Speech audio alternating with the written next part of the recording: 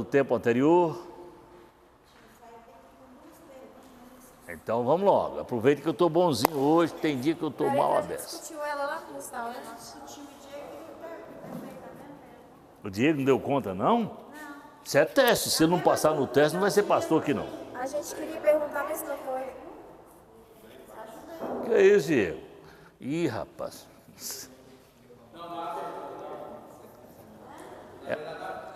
Era um comentário. Que aberem o microfone, por favor. Ai, meu Deus do céu. A turma da semana passada está com a pergunta dormida.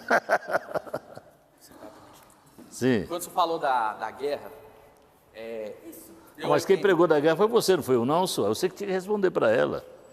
Não, quem falou da guerra? Foi você que pregou da guerra, não foi eu não. Não, é a guerra do Armagedon, não é essa? Ah, mas espera aí, não chegamos lá ainda não. Vai ser lá na frente, calma.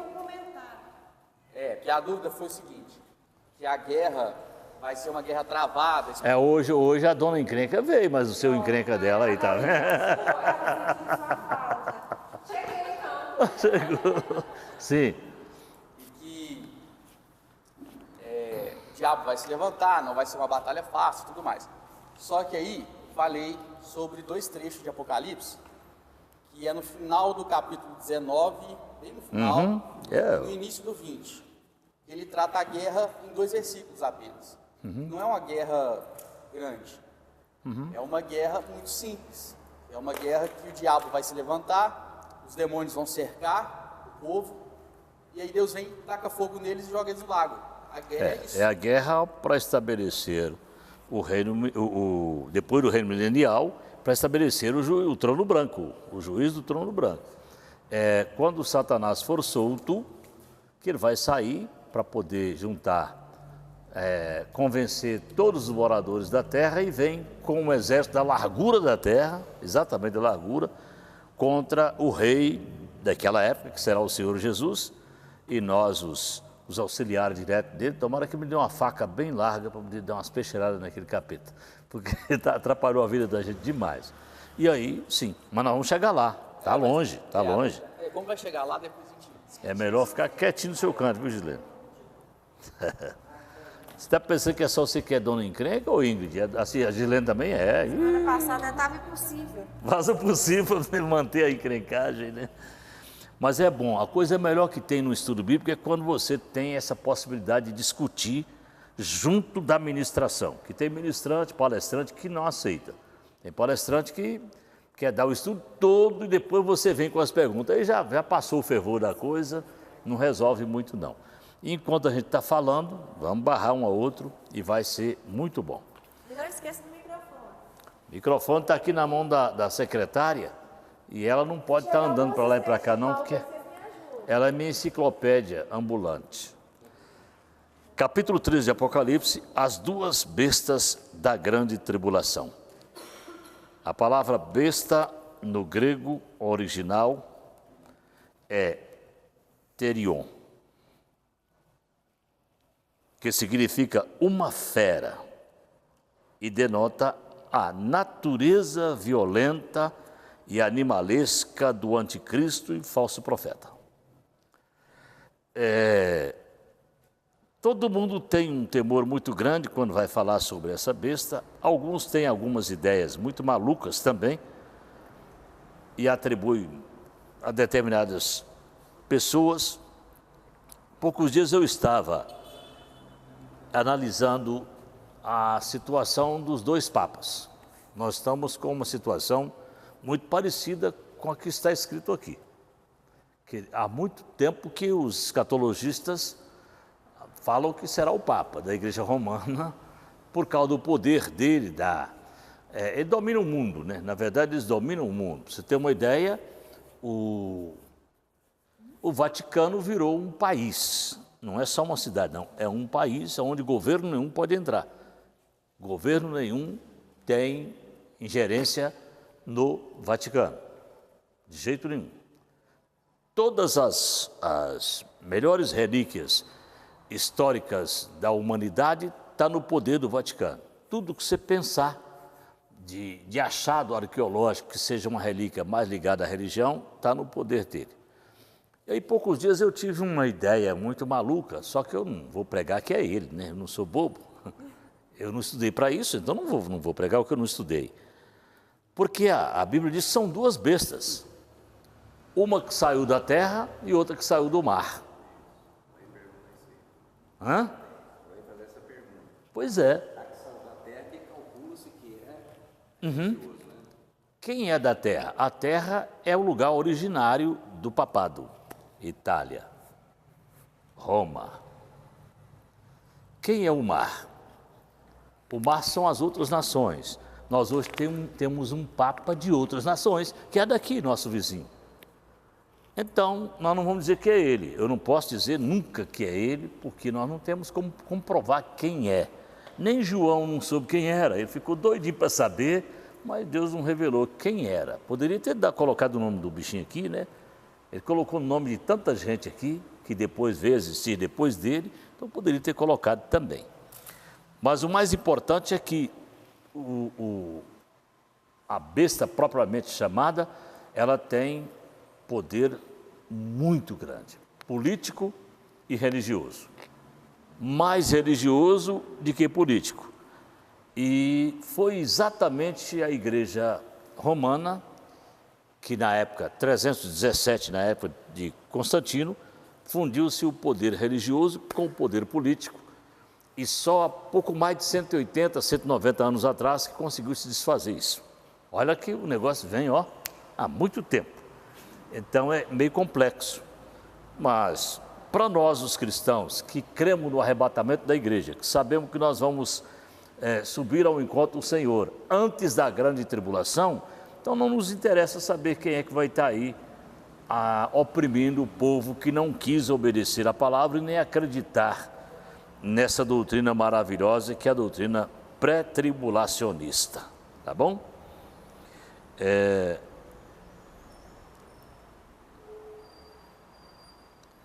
Aí ele revela a natureza violenta, animalesca do anticristo e falso profeta. A besta que sobe do mar, versículo 1 e 10, aqui ficou meio estranho, porque esqueci de colocar o 1, ficou 101. O anticristo será um grande líder político como nunca houve no mundo. Levantará um governo de alcance mundial e será a própria personificação do diabo. Bom, tem gente que já falou que tanta gente era o anticristo, que eu vou te contar. E não falou agora, porque tem muita gente curiosa agora, não. No tempo de João, eles falavam quem era o anticristo. João chegou a dizer lá nas suas epístolas, falando que o anticristo já estava no mundo, já está no mundo o anticristo. Só que ele tratou como geral, como o anticristão, não é o anticristo ou Cristo que vai governar, é o anticristão que viveu muito no mundo. Então, para ser anticristo, é aquele que não acredita na divindade de Jesus Cristo. Esse é o anticristo. Mas desse que a Bíblia trata, da revelação do Apocalipse, ele é específico. Ele vem para governar o mundo, não é só governar a sua região do Oriente, não, governar o mundo. É personificação do diabo. Veja as características do anticristo. Vamos ver para a gente saber quem é ele hoje. Dá para saber? Primeiro, será um grande orador. Pode ler. Daniel 11, você já fica com a Bíblia aberta aqui hoje, nós vamos ler o versículo. E o rei fará conforme a sua vontade, e se levantará, e se engrandecerá sobre todo Deus. 11:38, é que você está lendo. 36. 38, é 36. Isso. Então ele será um grande orador. Essa característica de se ser um bom orador, um grande orador, é que complica a situação dos demais humanos que não têm a mesma habilidade de ser orador. Porque é na base da conversa que a gente ludibria muita gente. Muita gente. Então ele vai levar muita gente após ele. Será um grande empreendedor empresarial. Apocalipse 13, 16 e 17. Quem está com Apocalipse, pode ler. Se não tiver, se você já está, leia, por favor. Aí você já está começando a calcular. Opa, tem alguém desse naipe. Apocalipse 13, 16, 17. Também obrigou todos, pequenos e grandes, ricos e pobres, livres e escravos, e receberam certa marca na mão direita ou na testa, para que ninguém pudesse comprar nem vender, a não ser quem tivesse a marca, que é o nome da besta ou o número de seu nome. Então, esse grande empreendedor, grande empresário, ele será dominador do mercado. Será dominador do mercado mundial. Não é apenas um mercado como Mercado Livre, Shopee, não, de tudo, de tudo. Já tem gente sendo preparada para isso. Terceiro, será um gênio político. Apocalipse 17, 11 e 12. A besta que é e agora não é. É o oitavo. É um dos 7 e caminha para a perdição. Os 10 chifres que você viu são 10 reis que ainda não receberam reino, mas que por 1 hora receberão autoridade como reis, junto com a besta. Então, o poder político, que é o poder que nos comanda, toda a vida o poder político comanda a humanidade. E vai continuar comandando. É tanto que quando Jesus vier para estabelecer o reino milenial e nós viermos com ele vai estar aqui fazendo política. Ele vai vir para governar como o grande rei que rege as nações com vara de ferro. É assim que a Bíblia diz. Então, o poder político ele sempre existiu e sempre vai existir. O maior problema do poder político é quando ele se funde com o poder religioso. Hoje nós temos, naquela época só tinham 2 poderes que sobressaíam. Apesar de que o poder me fala aí, me ajuda aí com o nome de quem joga bola. De quê? De quê? Oi? Não, de quem joga bola, peteca, vôlei, atleta. O poder, mas não é atleta que eu quero dizer, não. Eu quero dizer... eu esqueci a palavra. Ela vem. Ela está aqui, então ela está aqui. Oi? Esportivo.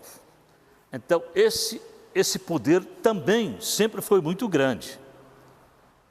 Sempre foi. Hoje é o tripé que comanda o mundo. É o esporte, é a religião, a política e o esporte. Quem estiver engajado num desses 3 poderes está tranquilo. Na época do passado, esse poder, embora não fosse tão grande, mas já funcionava. E o que aconteceu? O poder político fundiu-se com o poder religioso. Porque por causa da religiosidade é que o poder de esporte cresceu.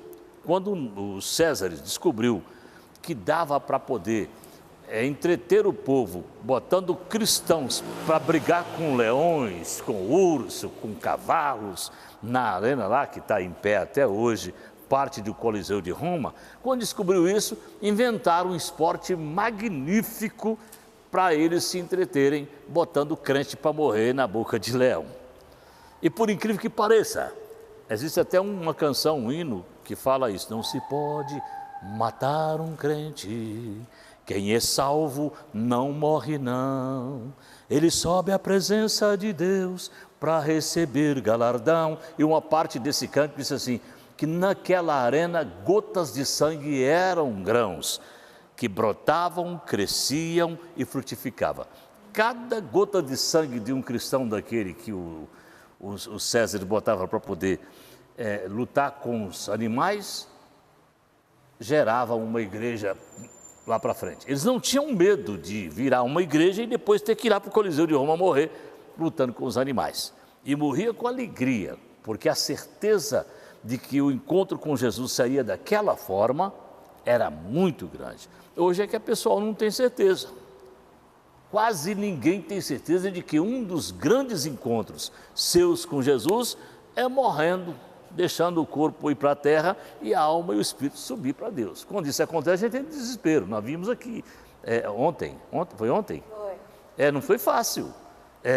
Então, quando um dos seus entes queridos morre, você quase põe o bofe para fora. Ah, tem bofe também. E é necessário entender isso, que é uma das formas de Jesus vir para o seu povo, é levando a gente para lá.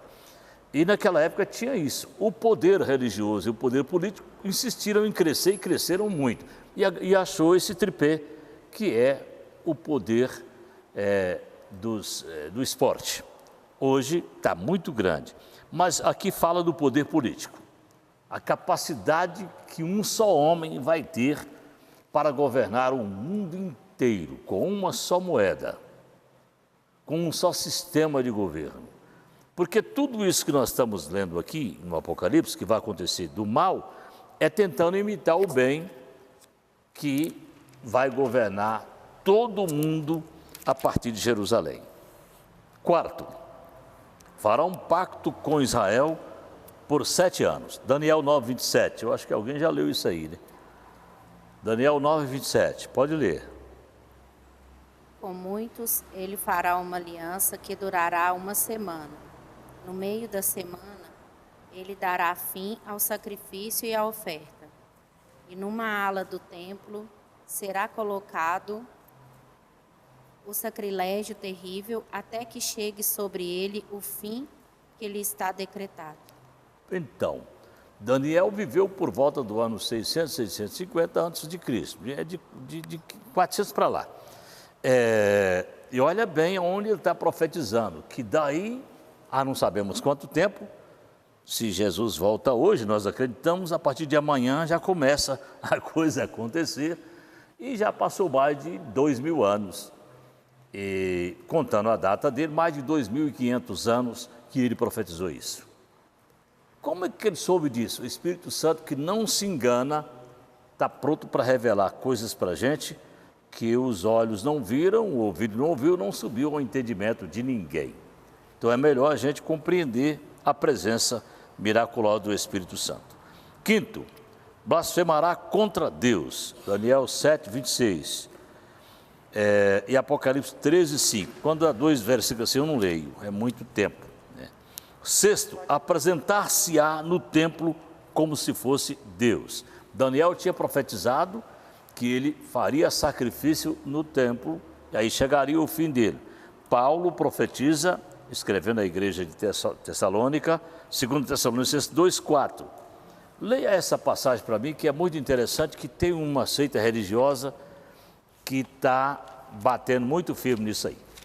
2 Tessalonicenses, de carta de Paulo, Tessalonicenses 2,4. Pode ler quem encontrou. 2,4. Leia bem alto, lê baixinho. Leia. Este se opõe e se exalta acima de tudo, o que se chama Deus ou é objeto de adoração, chegando até a assentar-se no santuário de Deus, proclamando que ele mesmo é Deus. Paulo escreveu isso por volta do ano 66 da era cristã, e já estamos em 2023. Quer dizer, já tem muito tempo falando do anticristo. Sim? 24. Oi? O senhor falou 2024. 2023. É porque eu vou fazer... Oi? Não entendi. 23, né? Estava melhorzinho 2023. Iníquo. O que é iniquidade? É um tipo de pecado que a gente comete. Existem 3 tipos de pecado. Pecado, o que é pecado? Vamos entender isso aí. Pecar é errar o alvo. É isso que é pecado. Pecar é errar o alvo. Transgressão, que é um tipo de pecado, é ultrapassar a linha pré-determinada. Aí você transgrediu, você ultrapassou a linha que alguém determinou. E iniquidade é rebelião, é rebelar-se contra Deus. É o que o iníquo, ou seja, o anticristo vai fazer. Rebelar contra tudo que se chama Deus, é o que Paulo falou. Então ele vai querer ser Deus, sempre quis, a vida inteira. Lá no Éden, ele já no céu, aliás, antes do Éden, ele já queria ser maior que Deus. E aí o profeta Ezequiel encontra um jeito de enquadrar ele na personificação do rei de Tiro e diz, tu dizer no teu coração, subirei ao mais alto lugar e colocarei o meu trono acima do trono de Deus. Mas eu te digo que tu és homem e não pode ficar lá em cima. Então, desde lá do céu, quando houve a rebelião da terça parte dos anjos, é que ele quis ser maior que Deus. Hoje, ele está sentindo que realmente está afunilando e que ele não conseguiu, porque Deus virou homem, virou gente. O maior feito de Deus para impressionar Satanás, eu tenho um estudo lá que eu não ministrei ele ainda, o dia que Satanás ficou maluco, o maior feito de Deus que impressionou Satanás é ter virado gente para vir aqui cumprir aquilo que ele tinha prometido lá no Éden. 4.000 anos depois ele veio cumprir. Virou um ser humano e aí viveu tudo que um ser humano precisava viver, mostrou para o ser humano como que seria aquele Adão lá do Éden, que seria um cara que saberia tudo. Eu tenho que estar em tal local, tal hora, eu vou estar fazendo tal coisa tal hora, eu vou viver até tal tempo, eu vou resolver tal... Tudo ele sabia, tudo. Aí ele acabou perdendo quando deixou de comer do fruto da árvore da vida, que foi o maior crime que Adão cometeu, foi perder o direito da árvore da vida. Assim estamos nós. Todas as vezes que você ouve falar, alguém se desviou do Evangelho, vai significar que ele perdeu o nome. Se ele não voltar a tempo, se morrer antes de regressar para Cristo, ele terá o nome dele riscado do livro da vida. E o livro da vida está bem ligado à árvore da vida que produz um fruto por mês para alimentar todas as nações. Então é um negócio muito sério. Sim, eu acredito, nós vamos chegar lá, mas é fundido os dois. Repete a pergunta dela aí no microfone, pastor. Oi? Repete a pergunta dela no microfone aí. A besta do mar é o poder político e da terra é o poder religioso. É a pergunta da Ingrid. O que vocês acham? Nós vamos chegar lá. Segura a pergunta aí. Apresentar-se-á no templo como se fosse Deus, que é o que nós estamos discutindo. Sétimo, nós estamos falando do anticristo, será vencido por Jesus Cristo. Puxa vida, mas por que Daniel tinha que falar que ele seria vencido por Jesus Cristo, se Daniel viveu cerca de quase 500 anos antes de Jesus? Daniel 8, 25. Lê, por favor, esse eu quero que lê. Com o intuito de prosperar, ele enganará a muitos e considerará-se superior aos outros. Destruirá muitos que nele confiam e se insurgirá contra o príncipe dos príncipes. Apesar disso, ele será destruído, mas não pelo poder dos homens. Então Daniel reconhecia Jesus, filho da irmã Maria, como o príncipe dos príncipes, o maior dos príncipes. Por que ele reconheceria ele como o príncipe dos príncipes? E se ele tivesse hoje aqui, Daniel, ele continuaria expressando a mesma coisa. Por quê? É porque ele não executou o ministério de rei. Ele trouxe 3 ministérios: profeta, sacerdote e rei. Ele cumpriu os 2. Ele não executou ainda, ele tem que vir aqui por isso, para poder cumprir. Aí João viu o outdoor escrito na coxa dele: Rei dos reis e Senhor dos senhores. Então é ele que vem. Nessa época Daniel já tinha visto que o anticristo, ele, embora ele não sabia falar o anticristo, porque ele sabia falar, é o homem do mal, do pecado, o homem do pecado, é isso que ele sabia dizer.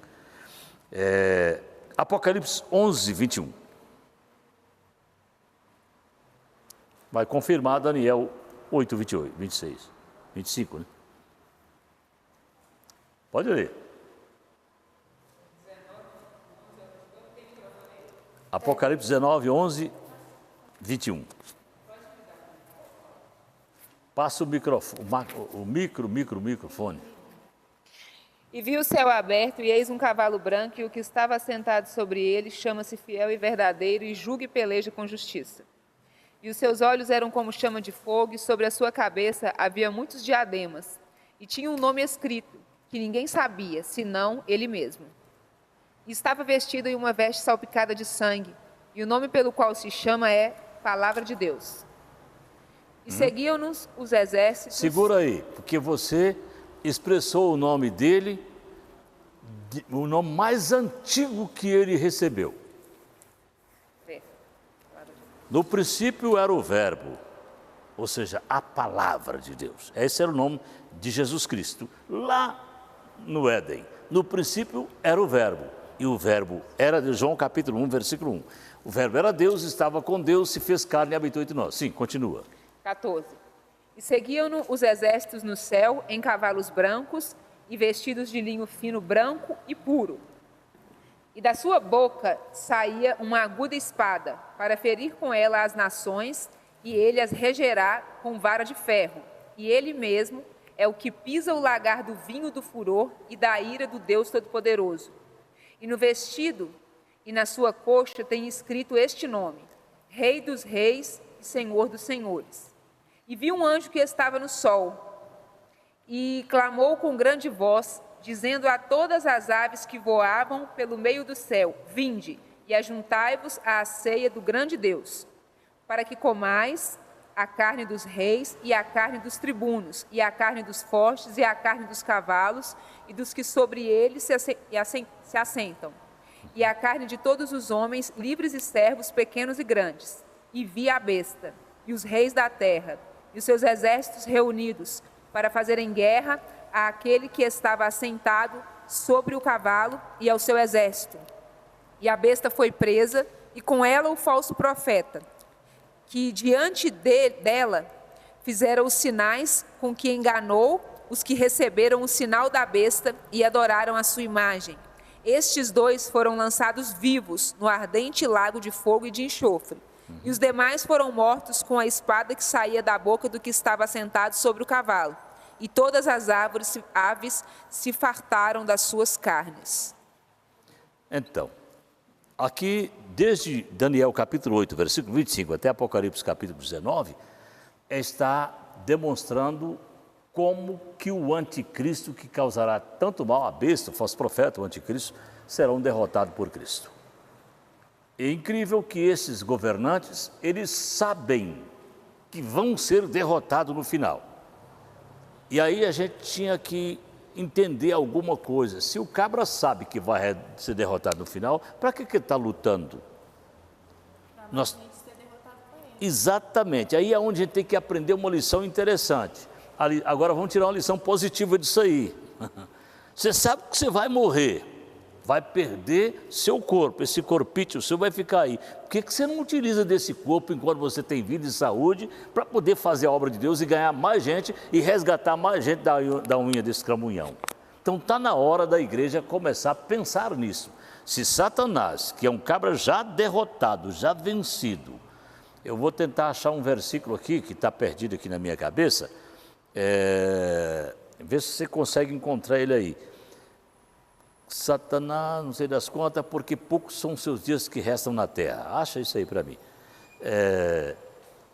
Então, se ele que sabe que está vencido já, não há perdão para ele, não há rendição dele, não se rende. Não há perdão porque nunca se rendeu e nunca se renderá. Na cabeça dele, ele elevou o trono acima de Deus. Mas ele levou o trono acima de Deus aonde? Aqui na terra. O mesmo apóstolo João, ele mesmo chegou a declarar que o mundo jaz no maligno. Essa palavra jaz é muito importante, porque ela não representa só a condição de estar, mas é uma condição de ter morrido junto com o maligno. Aí a palavra vem, jaz, aí vem do jazigo, que é onde o maligno vai ser enterrado. Então, mesmo sabendo disso, que ele será derrotado no final, ele não para de trabalhar, porque ele quer levar para o final uma boa quantidade de gente que não se rende a Cristo, não sabe obedecer a Cristo. 12. Apocalipse 12. Quem está com o microfone? Mas é porque eu queria fazer uma pergunta antes. Faça. Para ficar indo aqui no microfone. Sim. Aqui no capítulo 15, tipo assim, a ira de Deus é executada por Jesus? A ira de Deus vai ser? Executada por Jesus? Por Jesus. Através dele? Aliás, por anjos também. Nós vamos entrar porque de novo, nós vamos voltar de novo nas trombetas. Sim. Esse lagar do vinho do furor da ira de Deus, esse lagar, porque no estudo que eu fiz fala que esse lagar é tipo assim, é Jesus pisando mesmo nas nações, que é sangue. Exatamente. Não é vinho. O termo sangue. lagar, eles estão buscando do termo de produção de vinho de uva, de suco de uva. E era uma coisa muito pequenininha. O lagar era um pouco mais de 2,40 metros, 2 metros e até 3 metros por 1 metro e pouco de largura. E o cabra tinha que entrar lá dentro e ficar pisando o dia inteiro. Lembra de Gideão malhando trigo no lagar? Não podia malhar trigo. Malha é uva.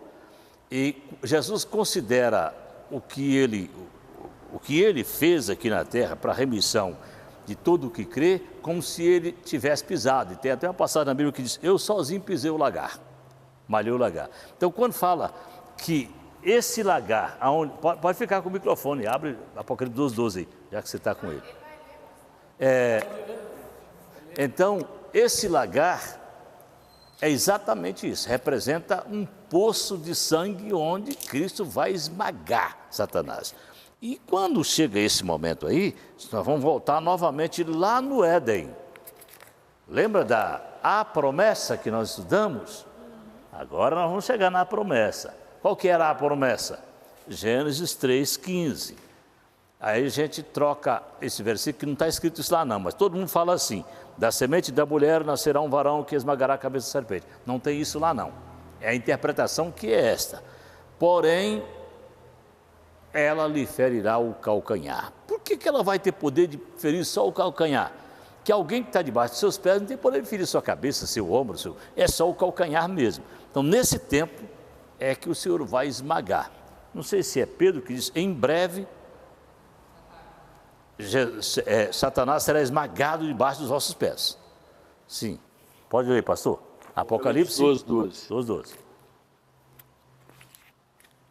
Ai da terra e do mar, pois o diabo desceu até vós, cheio de grande cólera, sabendo que pouco tempo lhe resta. Isto. Quer dizer, quando João falou isto, era para Satanás ter despertado e falar, eu vou parar de trabalhar. Porque o trabalho dele é muito duro, gente. Vocês não fazem ideia, eu que vivi na macumbaria, eu nunca fui espírita, nunca fui macumbeiro, eu sempre fui evangélico, desde 9 anos de idade. Mas na minha casa era dividida ao meio, da cozinha para lá, a gente orava e da cozinha para cá, meu pai fazia a macumba dele lá na sala. E eu já contei aqui que tinha dia que ele entrava lá no quarto e eu e a minha mãe de joelho, levanta de joelho aí que está atrapalhando o guia descer lá na sala. Nós tínhamos que parar, que a gente obedecia o pai. Não tinha desse negócio, não tinha que parar. E então, quando você vê esse negócio aí, por incrível que pareça, esse cidadão que recebia os demônios lá em casa, chamava Mário. O Mário, até esse dia, o meu amigo que chamava esse Mário para poder fazer o espiritismo lá em casa, ele esteve aqui. Ele tem um filho pastor hoje, esse camarada. Ele era macumbeiro, mas tem um filho pastor. Esse meu amigo Mário, ele tinha que vigiar muito para não receber um espírito diferente do que ele estava acostumado a receber. Ele tinha um copo de água, um copo com água, e tinha uma aliança numa correntinha, que ele tinha que colocar a aliança dentro da água, bater, e aí chamava os espíritos, e ele via os espíritos dentro do copo da água e escolhia qual deles que ele ia pegar, para não baixar nele um espírito bravo, violento, que machucasse ele. Quando ele errava, nosso Deus, eu tive um amigo garimpeiro comigo, chamava Reinaldo, não é Ronaldo, Reinaldo. A Cirana até ouviu dela se contar a história dele lá. O Reinaldo, várias vezes o capeta quebrou as costelas dele, ele era macumbeiro, feiticeiro. E várias vezes o capeta quebrou a costela. Não fazia o trabalho que o capeta mandou fazer, entrava no couro. Couro mesmo, físico. Eles sofrem muito. Eu me lembro um dia que eu estava andando nas ruas de Teoflotone. Não, ele apanhava de noite. Apanhava na cama. Nós temos um pastor aqui, que foi obreiro meu, nós que preparamos ele para a obra, Fernando, pastor Fernando da igreja Ebenezer, conversa com ele. Tinha dia que ele apanhava de noite. Chegava todo lanhado, pastor, me bateram de noite. Você fica cutucando um capeta com a vara curta, cabra. Você não pode desafiar o mal.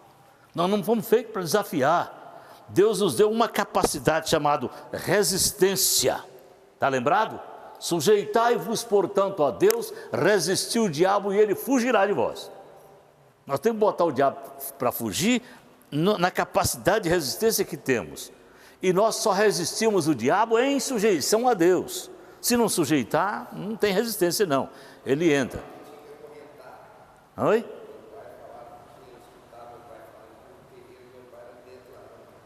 Também. É porque os espíritos todos que perderam o corpo, nós estamos falando aqui, tem milhões deles rodando aqui. Todos eles que perderam o corpo, eles estão cansados. E eles querem um corpo para poder descansar.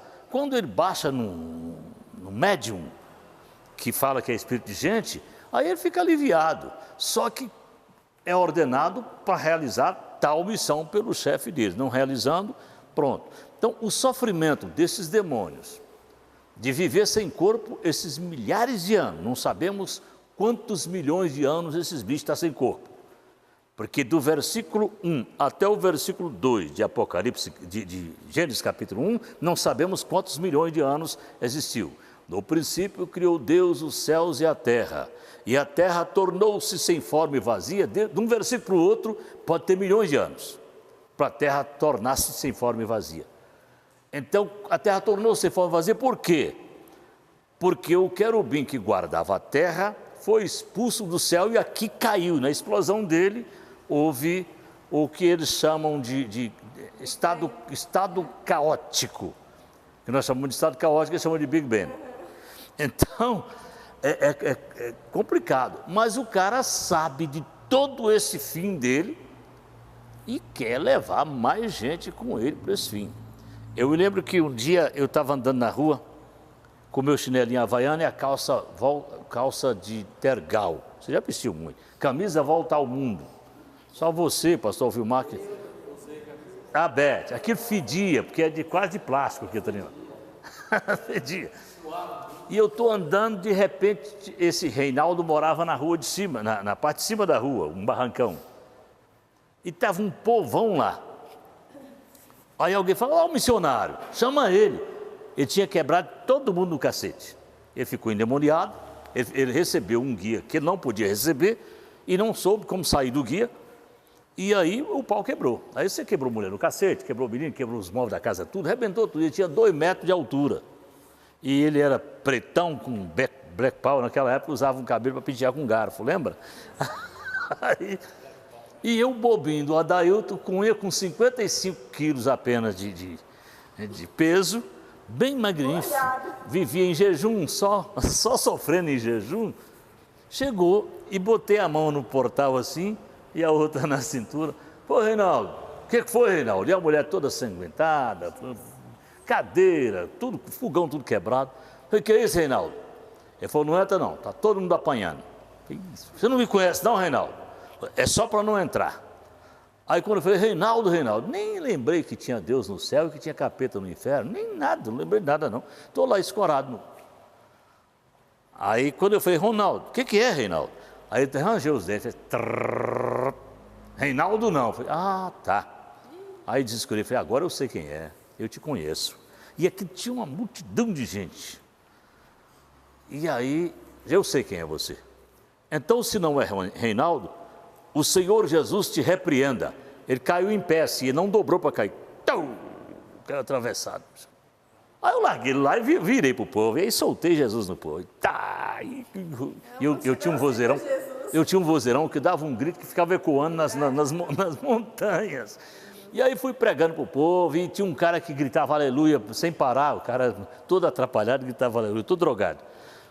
Aí fomos lá, fui lá e fiz a besteira que a maioria dos crentes ainda faz. Faça ruaça, demônio. Para quê?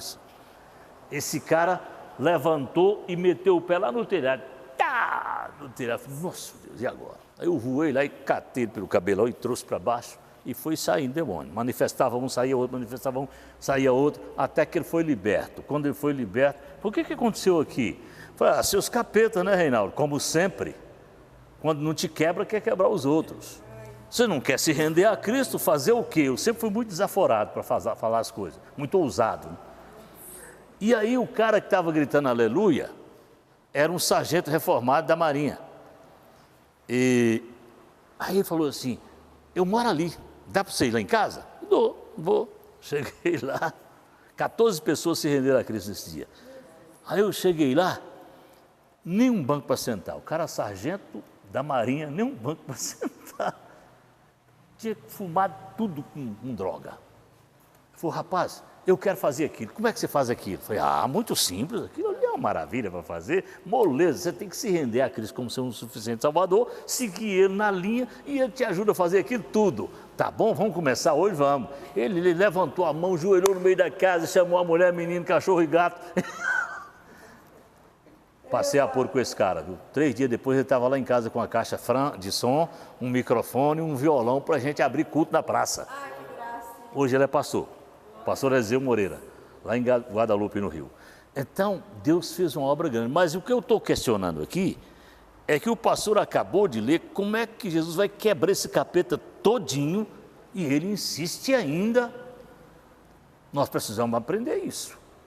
Nós precisamos aprender que, não obstante as lutas, as dificuldades que nós passamos, a demora que está tendo para acontecer o arrebatamento da igreja, já há mais de 2000 anos, muita gente já desanimou caminho afora, outros se perderam e, no entanto, nós temos que saber, Jesus vem, e Ele vem para juntamente conosco pisar na cabeça de Satanás e derrotá-lo. Amém? 8º, no verso 2 diz que o anticristo será semelhante ao leopardo. Fala de rapidez. Pés semelhante ao do urso. Fala de força. Boca semelhante à do leão. Fala de soberba. E o dragão deu-lhe poder. Aí fala da origem de seu poder, do seu governo político, né? Então, encerra aqui, falando sobre as características do anticristo.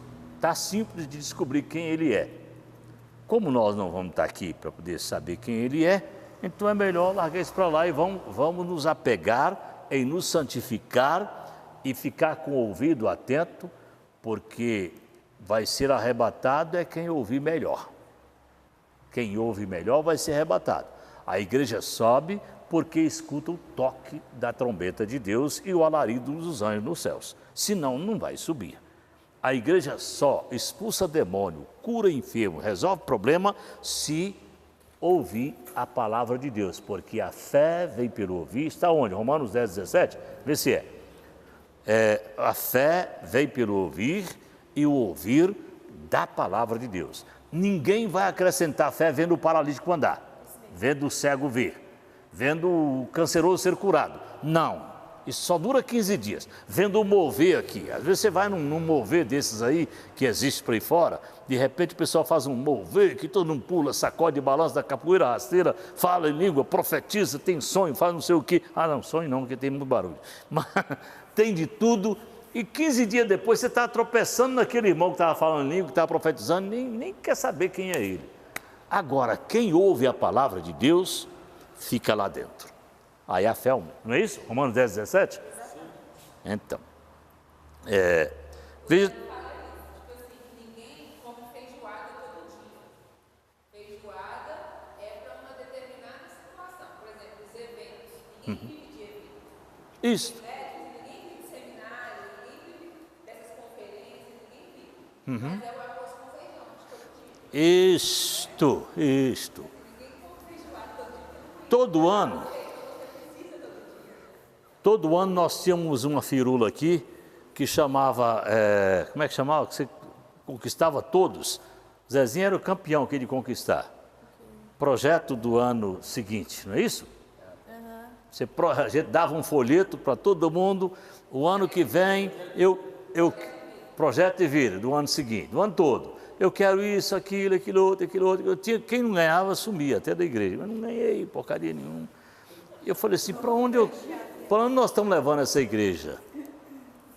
Para um campo de muitos interesseiros que só vai servir Jesus se dá para ele. Eu falei, põe isso aqui, ó. Nós perseveraremos na oração e no ministério da palavra. Isso não sai daqui nunca mais. Não tem aquele projetinho de vida. Faça seu projeto de vida desde que você esteja na oração e na palavra de Deus. Caso contrário, não. Pessoal, a igreja não tem que ficar colocando, vamos fazer uma campanha. Eu estou com um amigo que eu batizei há muitos anos atrás. É válido. Ele falou, pastor, estou indo entrar, ele é de uma outra igreja aí, estou indo entrar nos 21 dias de jejum de Daniel. Não dá para mim, isso não dá para mim. Tem uma pastora que é muito amiga nossa, que ela chegou para mim e falou, pastor, eu estou terminando agora o jejum de Daniel. Eu falei, mas você é advogada. O que tem a ver? Isso é apropriação indébita. Se era dele, não é seu. Então deixa ele com o dele lá. Faça o seu, poxa vida. Faça o seu projeto.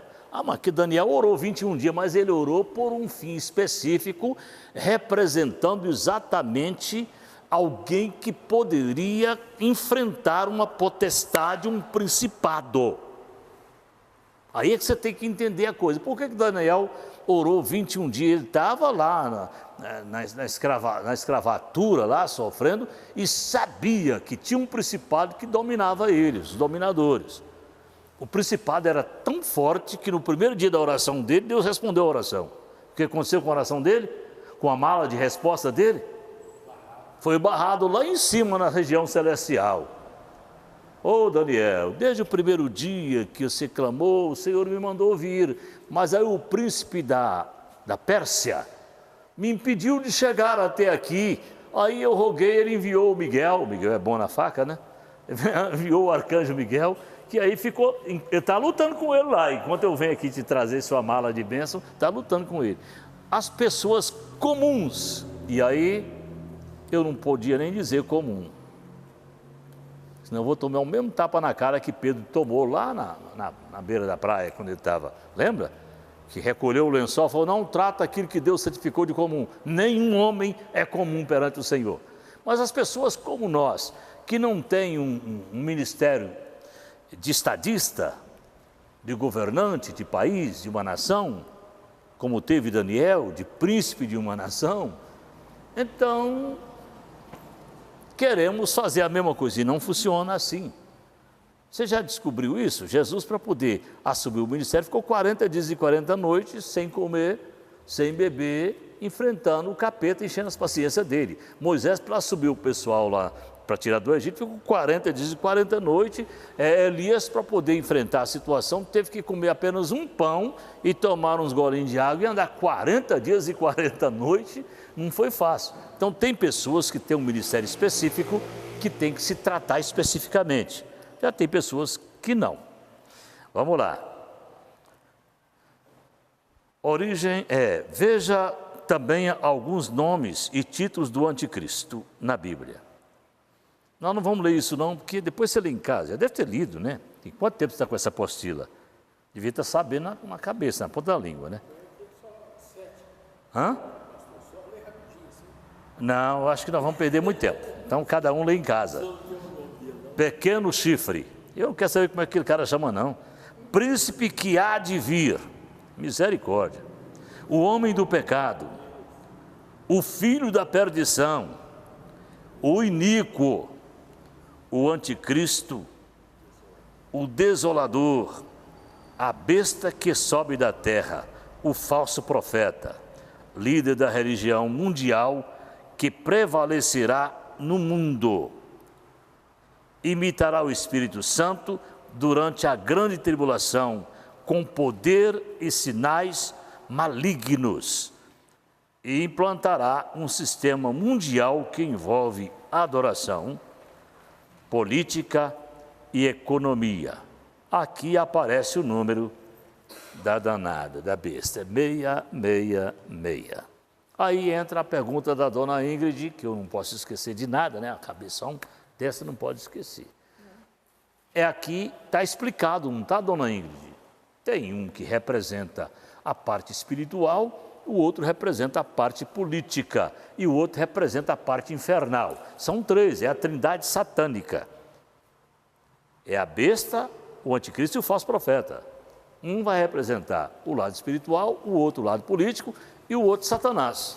É a personificação direta de Satanás. Alguma pergunta sobre a besta? Eu acho que não há interesse de ninguém sobre besta não, né?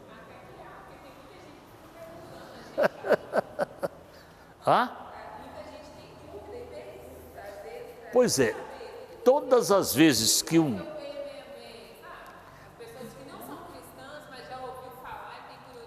Pois é, mas todo curioso que quer saber disso, você tem que levar o Evangelho de Cristo para ele. E mais nada, deixa eu te falar, isso não pertence a você agora. Você tem que se render a Cristo primeiro, fazer uma caminhada, para depois você chegar lá e entender. Se você soltar isso lá, agora o cara nem se rende a Cristo. Eu já sei quem é a besta, não precisa nem render a Cristo, não.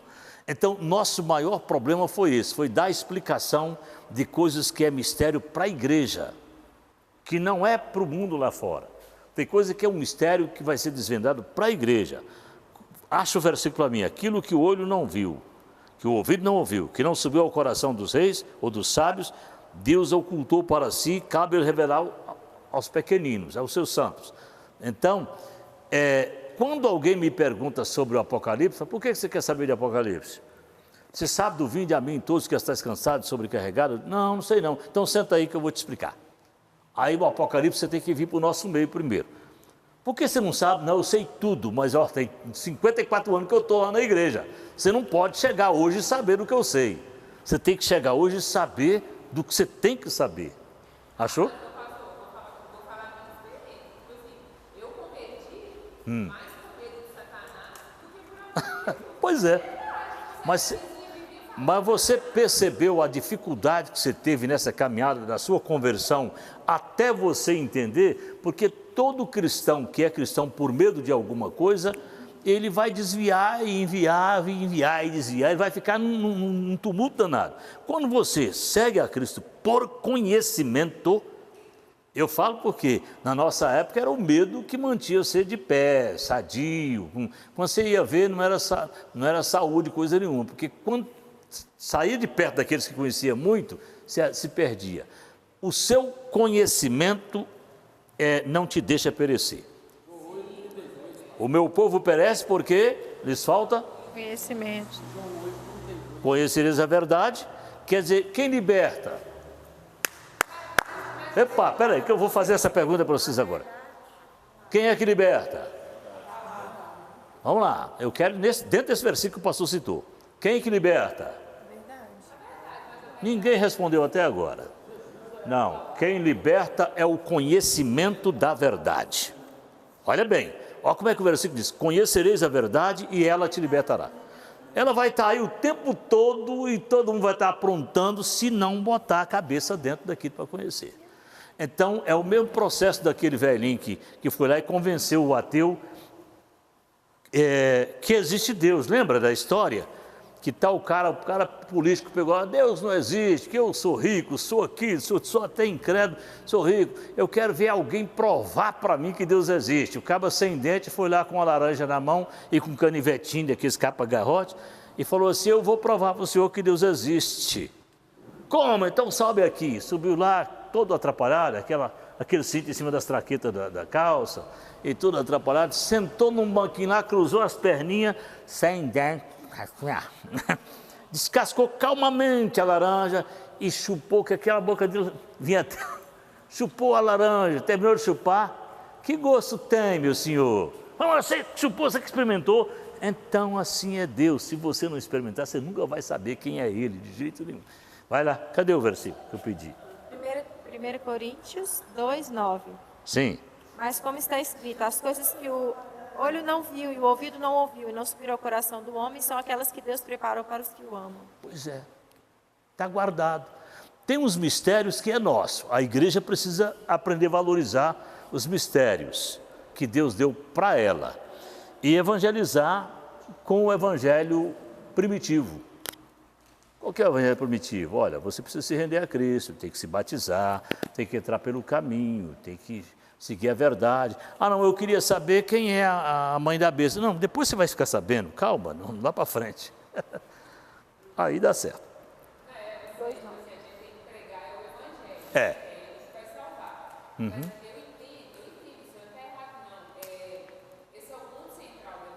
Uhum.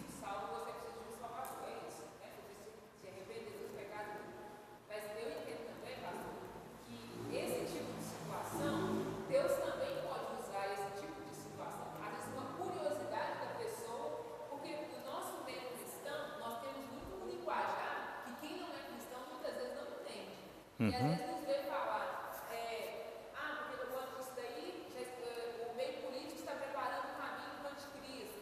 Esse logo vai surgir. Então isso desperta uma certa curiosidade nas pessoas. Sim. E aí, eu não acho errado, não é embasar, mas tipo assim, explicar por alto e em seguida sim aplicar o evangelho. Porque para mim funcionou. Entendeu? Sim, sim, mas você já, sua mãe já estava na igreja, né? Não? Foi depois? Você é primogênita. E o Leal foi depois de você também?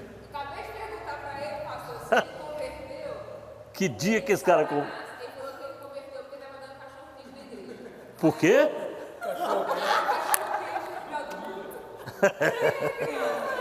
Ah, tá.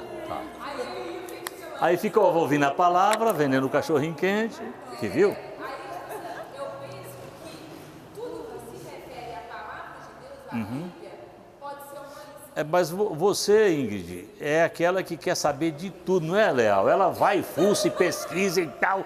Nem todo mundo vai ter essa mesma curiosidade que você tem. Oi? Pois é, abelhuda, né? Que entra em tudo, não cabe. Você saltava o muro do vizinho, pegar a manga do vizinho, tinha manga no seu quintal. Mas essa ideia da Ingrid de isca é legal, pastor, interessante. Eu não gosto, não é porque é errado, não. Eu não gosto, não é porque é errado, não. É porque você adianta coisas para a pessoa que ela não vai valorizar, determinada pessoa não vai valorizar mais na frente. Aí, quando chegar um momento como esse, eu lembro quando eu fiz a primeira reunião de obreiros, o pastor Alvimar não estava aqui, Beth estava. Primeira reunião de obreiros que eu fiz lá no sítio do Elmo. Eu fiz uma enquete, essa enquete está guardada lá em casa. Isso tem quase 19 anos, está guardada. E esse culto de terça-feira começou a existir porque eu fui forjado em 2 cultos. Não foi os meus 3 cursos de teologia que me fez conhecimento, não, foi o culto de escola bíblica dominical e o de terça-feira, que é uma coisa semanal, não tem jeito, não tem erro. O curso de teologia você vai matando todas as matérias para lá e pronto. E eu fiz uma enquete, por que você não vai ao culto de ensinamento terça-feira? Porque eu já sei muito. Não, tem várias respostas, mas teve uma que eu incorporei o espírito de Chaves. Você é burro! A pessoa respondeu, porque vai de encontro àquilo que eu aprendi. Eu falei, que burro, você aprendeu uma coisa, não pode aprender outra não? Aprender não ocupa espaço não, gente. Ah, não, pastor, você aprendeu uma corrente teológica aqui, aprende outra ali. Eu fui lá, aprendi o espiritismo, aprendi o catolicismo, aprendi o mormonismo, aprendi todo mundo. Eu tenho que ler tudo isso, eu tenho que compreender. Quando cheguei na matéria de seitas e heresias no meu curso de teologia, eu falei, não, peraí, eles estão só criticando, eu vou na raiz, vou na doutrina deles. Porque é muito fácil você criticar o testemunho de Jeová, mas você nunca para ir lá e aprender a doutrina deles. É muito fácil criticar o budismo, mas você nunca vai lá entender qual que é a doutrina deles, porque alguém vai rabuscar alguns pedacinhos lá e vai te dar uma matéria, Então, esse negócio de aprender no meio do caminho é que não dá, você tem que começar do zero. Mas tá certo, tem pessoas que têm um adiantamento de mente muito bom, que pega as coisas assim, pode começar do fim para o meio. Mas o normal é começar do meio, do início para o fim. Vai ter? Vai ter jeito mais não, né? Tem. Capítulo 14. Então finalizou aqui a besta, o anticristo, o falso profeta. Quem são eles? Falei, sei lá, sei não quem são eles. Não. Eles são a besta, o anticristo e o falso profeta. Oi? Aí, tá vendo? Já estão inventando que o bichinho, só porque quer criar um planeta para ele lá, tá? Já é ele. Pode ser. É o cara, alguém disse numa época que era Bill Gates. Bill Gates. Outro que era muito inteligente. Outro disse que era aquele que, como é que chama aquele? É o Steve Jobs. Morreu. Que morreu. Muito, muito inteligente. E outros, alguém fala que é o Putin, que é muito ruim, mas o Putin não é tão inteligente, ele só é ruim. Ele não é tão inteligente assim, não. Ele era muito inteligente quando ele era agente da KGB, mas agora não, ficou velho, não sabe muita coisa, não. Oi? Meu pai tem ficado com o violão até agora. KGB, a case do violão. Não, ele está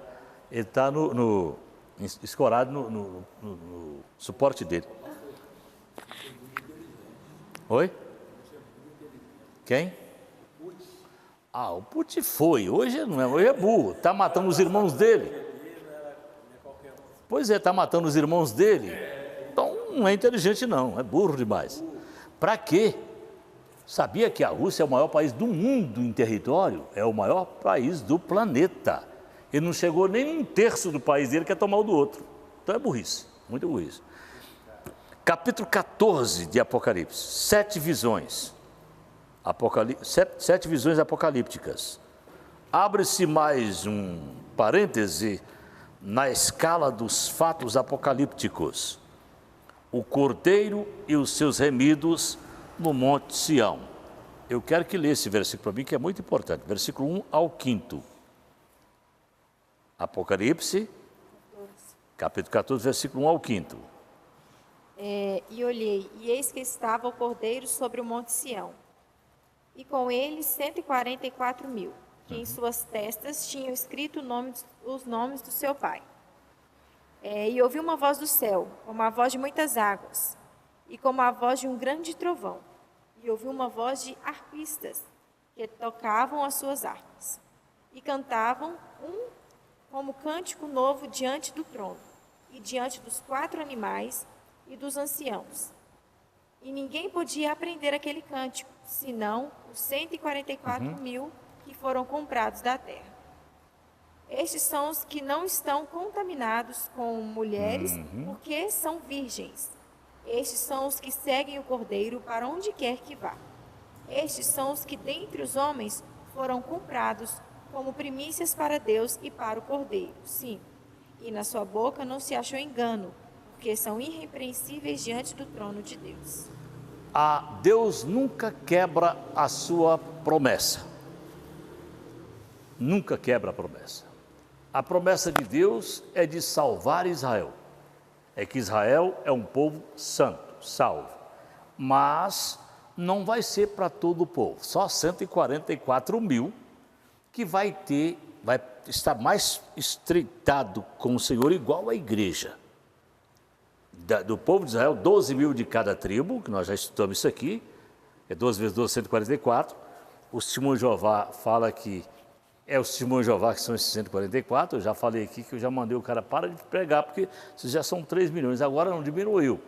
Eu estava ouvindo uma advogada defender o testemunho de Jeová, e hoje no Brasil tem 1.200.000 e poucos testemunhos de Jeová. É pouca gente. A Assembleia de Deus tem quase 30 milhões. Então, tem 1 milhão e pouco. Então, diminuiu bastante. Mas esses 144.000 judeus escolhidos, separados de cada tribo de Israel, são eles que farão parte do primeiro escalão do governo milenial de Cristo, juntamente com a igreja do Senhor. É se igualar o povo hebreu, que é o povo separado de Abraão para cá, que foi de Abraão para cá que foi separado o povo de Israel. Esse negócio de fazer a igreja se equiparar a esse povo é muito sério. Cai dentro daquele versículo. Veio para os que eram seus, os seus não receberam, mas aqueles que o receberam, todos quantos o receberam, foram lhe dado o poder. Tem Bíblia que diz o direito, mas eu gosto da Bíblia do poder. O poder. Porque no grego esse poder quer dizer o poder que arrebenta com todos os demais poderes. É isso que significa. Foi-lhe dado o poder de serem feitos filhos de Deus. E filho de Deus era só os filhos de Abraão. Jesus deu uma tapa na cara de um fariseu uma vez, porque ele chegou e falou, não, nós somos filhos de Abraão, você está falando besteira com a gente. Oi, meu filho, até dessas pedras Deus pode suscitar filhos de Abraão. E essas pedras representavam exatamente a gente, que era desconsiderado. Os gentios eram considerados cidadãos de segunda classe, ou até cães. Era assim que eles consideravam a gente. Graças a Deus, hoje nós somos igreja. Nós não somos nem gentios e nem Israel moderno, como muitos pregadores abobalhados pregam. Quando eu vejo um brasileiro crente de uma igreja pentecostal, com quipazinho na cabeça, com talide jogado no ombro, com castiçal em cima do altar, esse cara é muito burro. Ele não é judeu. O judeu é menor que nós? Não, nós que nos igualamos a ele pelo sangue de Jesus Cristo, que nos remiu. Então, quando João vê o cordeiro e os seus remidos, ele está falando de uma reunião de Cristo Jesus com 144 mil para dotar eles de um certo poder para ajudá-lo no governo mundial. É assim que vai acontecer. O anjo proclama o evangelho eterno. Esta é uma oportunidade, os versículos 6 e 7, que vai ser dada novamente para a salvação daqueles que não foram arrebatados, daqueles que não se renderam a Cristo, daqueles que deixaram se enganar pelas as ardilhosas manias de Satanás. Então, o anjo vai pregar o evangelho para a remissão desse pessoal também. É anunciada a queda de Babilônia.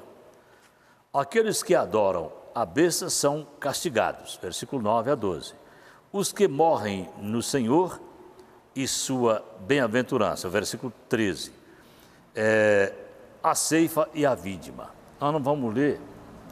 Não, dá para ler, do versículo 14 ao 16. Chegou a hora de ceifar a terra. 14. E olhei, e eis que uma nuvem branca, e assentado sobre a nuvem, um semelhante ao filho do homem, que tinha sobre a sua cabeça uma coroa de ouro, e na sua mão uma foice aguda. 15. E outro anjo saiu do templo, clamando com grande voz ao que estava sentado sobre a nuvem: lança a tua foice e ceifa, a hora de ceifar te é vinda, porque já a colheita da terra está madura. Pode ler o 17 e 20. O 20. Agora é o 16, 17 16. e 20. E aquele que estava sentado sobre a nuvem meteu a sua foice à terra, e a terra foi cegada. 17. Cegar é colher. Sim. É cegada aqui com S, né? E saiu do templo que está no céu outro anjo, o qual também tinha uma foice aguda. E saiu do altar outro anjo que tinha poder sobre o fogo, e clamou com grande voz ao que tinha a foice aguda, dizendo: lança a tua foice aguda e vindima os cachos da vinha da terra, porque já as suas uvas estão maduras. 19.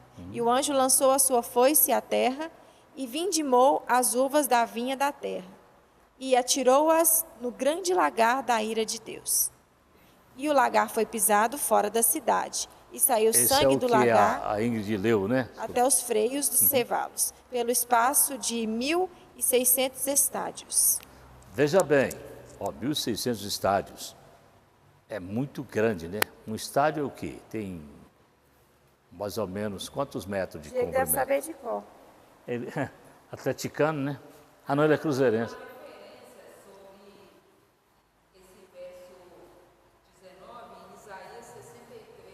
Então leia aí. Dá o microfone para ela que ela vai ler Isaías 63. Ainda não, não é a batalha, é o lagar onde ele vai, Vamos ver se é. 296 mil metros, a sua pergunta. Mas é quadrado, eu quero linear. Sim, fala. Ele é enjoado. Quem é este que vem de Edom, de Bosra, com vestidos tintos? Este que é glorioso em sua vestidura, que marcha com sua grande força? Eu que falo em justiça, poderoso para salvar. Por que está vermelha a tua vestidura? E os teus vestidos? Como os daquele que pisa no lagar. Eu sozinho pisei no lagar, e dos povos ninguém houve comigo. E os pisei na minha ira, e os esmaguei no meu furor. E o seu sangue salpicou os meus vestidos, e manchei toda a minha vestidura, porque o dia da vingança estava no meu coração, e o ano dos meus redimidos é chegado. E olhei, e não havia quem me ajudasse, e espantei-me de não haver quem me sustivesse, pelo que o meu braço me trouxe a salvação, e o meu furor me susteve. E pisei os povos na minha ira, e os embriaguei no meu furor, e a sua força derrubei por terra. Isaías está profetizando cerca de 750 anos antes do nascimento de Jesus. Olha que tempo que tem isso aí. E está profetizando o que iria acontecer bem depois, que vai ser depois do milênio, né? Depois do milênio. Quer dizer, vai ter muito tempo. Mas eu quero me ater, eu já tinha citado de cor essa referência, esse versículo, eu quero me ater à condição aí. Quando Isaías profetizou sobre os redimidos, né? São aqueles que foram comprados de novo. Sim. Foi pago um preço pelo que já era dele. É o que a gente mais faz aqui. O ladrão toma seu carro no bico da arma e sai com ele para aí afora, bate ele, arrebenta ele todinho. O Estado prende o ladrão, mas não paga seu carro. Aí você tem que pagar de novo, porque já era seu, tem que pagar de novo. Assim Satanás fez com muita gente, arrebentou as pessoas todinha, pessoas de Deus, Deus teve que comprar de novo através do sangue de Jesus. Agora o que eu quero chegar é no versículo que essa menina leu sobre a ceifa e a vindima, a hora da colheita. A hora da colheita não pode ser feita sem primeiro ter sido preparado a terra, ter sido semeado, cuidado e colhido. Aí é que está o segredo. Quem está ajudando nisso? A igreja de hoje. Os profetas ajudaram, porque pregaram o Deus verdadeiro, a salvação do Deus verdadeiro, durante muitos anos, milênios de anos. A igreja de 2000 anos para cá tem essa responsabilidade de pregar o evangelho para poder fazer que essas pessoas se salvem e viram uma colheita boa de Deus.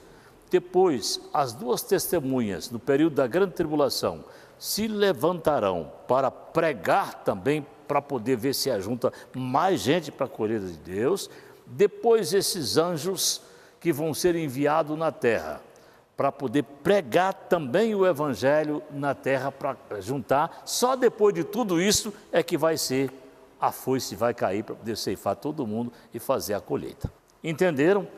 Então a igreja tem uma responsabilidade muito grande. Estamos ainda na terra. Se estamos na terra, nosso negócio não é inventar firula, é pregar o evangelho puro e simples. O Paulo tinha um medo tremendo. Paulo era o cara que arrastava crente pela barba, batia, quebrava, prendia e arrebentava. Vê se você acha esse versículo aí. Temo que assim como a serpente enganou Eva lá no Éden, vós também sejam enganados e vos afaste da pureza e simplicidade de Cristo. Não pode ter um evangelho com muita luz, com muito firula. O evangelho tem que ser puro e simples. Puro, ou seja, não mistura com mais nada. Simples, ou seja, abrange todas as camadas da sociedade. Fala. Mas temo que, assim como a serpente enganou Eva com a sua astúcia, assim também sejam de alguma sorte corrompidos os vossos sentidos e se apartem da simplicidade que há em Cristo. Pois é, essa é a preocupação, era a preocupação do maior evangelista de todos os tempos. Não se afastem da simplicidade. Não se misture, porque há uma diferença entre ser puro e ser limpo. Ser limpo é uma coisa, ser puro é outra. Ser limpo é aquele que foi lavado, ser puro é aquele que não se mistura, não tem mistura. Aí, Aqui retornamos o juízo da sétima trombeta, capítulo 3 até o capítulo 15, né? Faltam poucos minutos. Capítulo 15 mostra os preparativos para o último e mais terrível castigo de Deus sobre a terra. São 7 anjos, versículo 1, trazendo consigo salvas de ouro, cheias da ira de Deus, versículos 7, 6 e 7. Isso dentro do capítulo de número 15. Esses castigos serão terríveis. Capítulo de número 16. Ao analisarmos o desfecho final do juízo de Deus, deve ser notado que o castigo anterior à das trombetas foi parcial e de alcance limitado. Vamos voltar um pouquinho atrás e ver quando que Deus começou a derramar da sua ira sobre a terra. Ele começou quando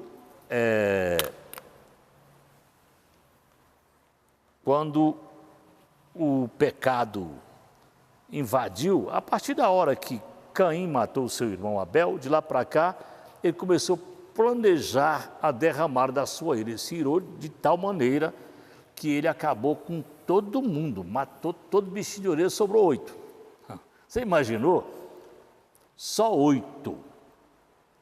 Noé, sua esposa, seus 3 filhos, suas 3 noras. De lá para cá rendeu esse tanto que vocês veem. E depois ele sentiu um acesso de ira também, quando o povo queria... Oi? Não, não é Sodoma e Gomorra, a Torre de Babel. Quando o povo queria chegar ao seu trono, chegar perto de Deus através da sua própria inteligência. Eles falaram, vou acabar, vou confundir as línguas. Parece que foi até bom, que espalhou gente para tudo quanto é lado. Até hoje essa confusão existe. Depois o Sodoma e Gomorra, né, que aí já foi específico para um povo. Sodoma e Gomorra foi destruída por 2 razões, por 2 pecados. Vocês lembram quais são? Prostituição, pecado do homossexualismo e o pecado da falta de misericórdia e de compaixão. Eles não compadeciam de ninguém, por isso é que eles foram destruídos.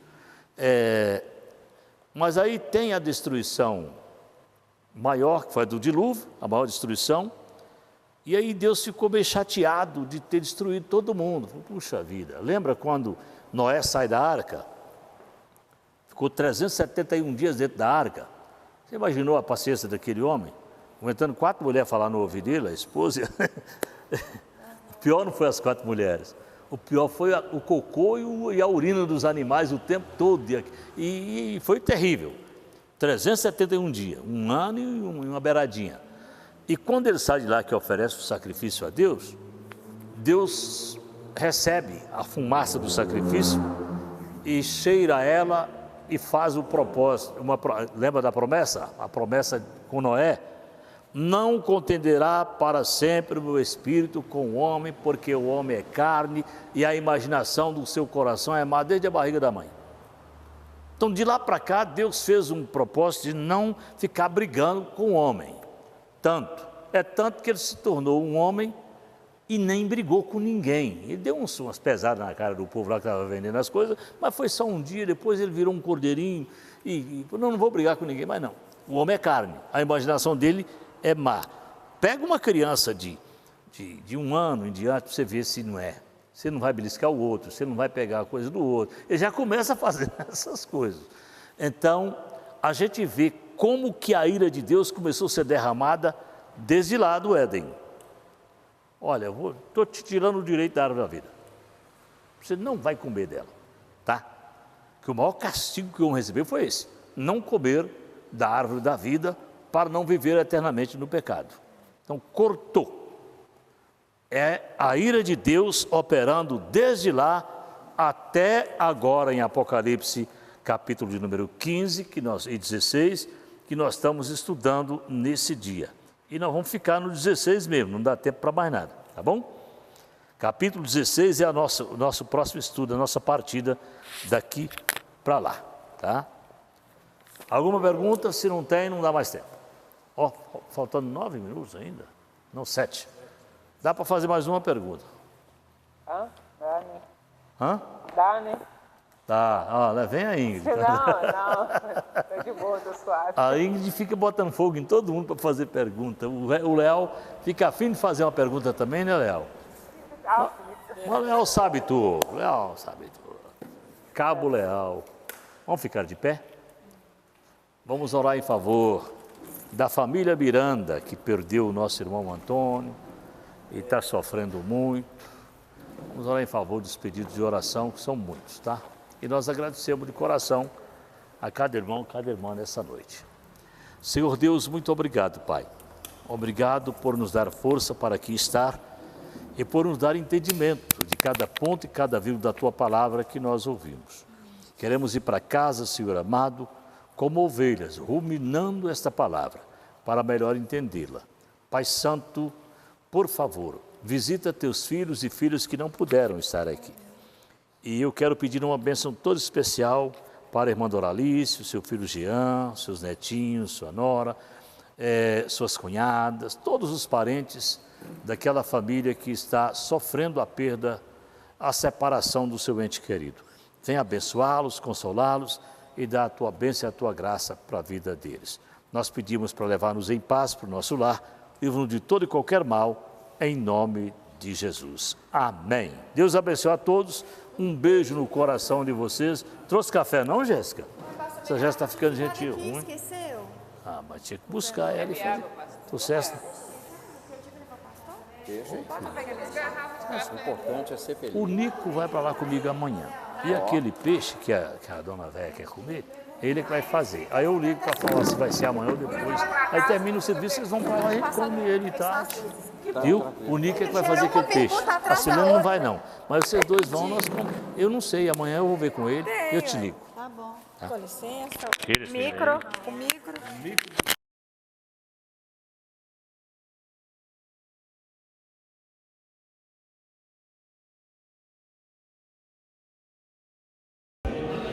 Eu preciso da chave do carro só para eu pegar a chave de casa.